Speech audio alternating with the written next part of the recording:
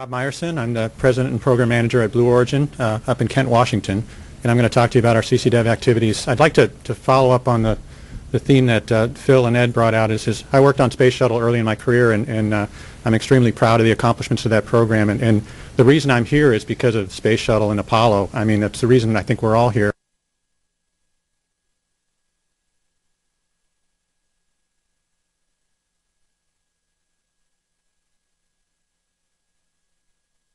Two activities. Give you a little background on Blue Origin. I'll be hard-pressed to fit it all into 5 minutes, so bear with me, but thank you. And let's go to the first chart. Second chart, I'm sorry. Blue Origin's a privately held company. It was founded in the year 2000 by Jeff Bezos. I've been with the company for 8 years. It started out with a very, very small group of people, and our focus has been consistent over this time. We're developing vehicles and systems and technologies to provide safe and affordable human spaceflight. Jeff has a long-time passion for space, and he's brought that to bear in terms of in bringing Blue Origin from a very, very small company to where we are today. We're developing a crew transportation system that's comprised of an orbital space vehicle and a reusable booster system that will take humans safely and affordably to and from low Earth orbit. And the space vehicle is designed to fly on multiple boosters, including the Atlas V, in addition to our own reusable booster system that will follow the flights on an Atlas V. Our incremental development program that approach uses suborbital tests to retire development risk, and that's how we intend to step our way towards human spaceflight. So let's go to the next chart, please. As I mentioned, we're a small company. We're based in Kent, Washington.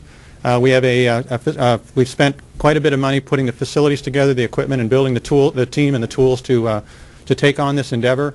Our Kent site is about 250,000 square feet on 25 acres. We have our own rocket engine test facilities at that site that we've developed, and then we also have our own privately owned launch site out in West Texas. It's about 2 hours east of El Paso. It's a 33 square mile site on 165,000 acres of private ranch land, and we built that site from a greenfield, and we've flown our first iteration of our suborbital vehicles at that site. We can go to the next chart, please. That suborbital vehicle I'm talking about is the New Shepard program, and we kicked this off in 2005.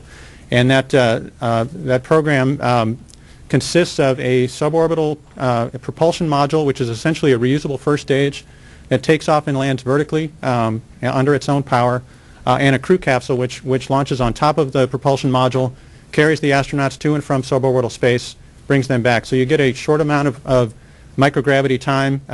We're targeting space tourism, suborbital science, and other technology missions. Both of these vehicles are fully reusable. They return to the West Texas launch site for reuse.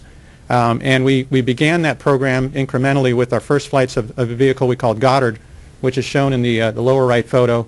The Goddard vehicle was used to demonstrate our technology for vertical takeoff, powered vertical landing, our concept of operations, and some of the technologies that'll fly on the suborbital vehicle in the future. We can go to the next chart, please. During CCdev 1, we were one of the five winners of agreements under CCdev 1, and we worked through that program and successfully accomplished all of our milestones, and we're very proud to have done that. The two projects we worked under CCdev 1 was the development of a composite pressure vessel, and that's shown in the right photo. And what we did is we assembled our composite pressure vessel for our suborbital vehicle. This program was ongoing when CCdev 1 started. We assembled that vehicle, we proof tested it, and we drop tested it to demonstrate basically a hard landing. Verified all of our loads, our design parameters. I've heard people comment on the purple nature of that. I'd like to say it's a tribute to the Washington Huskies, but it is really an artifact of the manufacturing process, and so but that's our the composite pressure vessel during that stage of assembly during the CCdev 1 program. We also developed our pusher escape system, which is a technology we're developing in-house. We tested the escape system using a solid rocket motor developed by Aerojet. In our tests, one of our tests is shown there in the photo at the bottom of the chart. We conducted 2 ground tests, and we demonstrated the side force and the life of the materials of the escape system under a full mission duty cycle type test. So let's go to the next chart, please. Under CCdev 2, we have 3 projects. One is maturing the design of our orbital space vehicle, and there's several items we have in that task. Completing key subsystem trades. We're going to be working on our thermal protection system with NASA Ames. They're NASA's Center of Excellence for Thermal Protection Materials, and we're happy to have them on our team. We'll be defining the biconic shape, which we've selected for its mid-lift to drag ratio. Provides lower entry G loads than a capsule, but it provides more landing opportunities. We'll be refining that design with aerodynamic analysis and wind tunnel testing. We're going to be developing the interface between the orbital space vehicle and the Atlas V vehicle, working hand in hand with United Launch Alliance, who is another member of our team, and then we'll be completing two reviews for the program, the mission concept review and then a system requirements review, which are the 2 first reviews in that design process. Let's go to the next chart, please.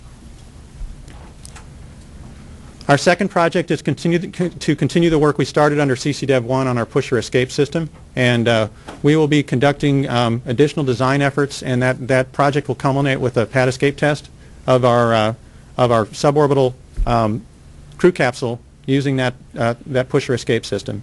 The third project is accelerating our booster engine development, and we are developing our own liquid oxygen, liquid hydrogen booster engine, and we'll be testing that thrust chamber at Stennis Space Center, and we're happy to have Stennis on our team, and we'll be testing at one of their existing stands. That engine is designed to do deep throttling to support our vertical takeoff, vertical landing technology. And the next, please. In summary, we're committed to developing safe and affordable commercial human spaceflight, and the suborbital system, the New Shepard system that we've been developing, is designed to prove out the technologies before we commit them to orbital spaceflight. So it's an incremental development approach that we've been taking to long-term vision, and we're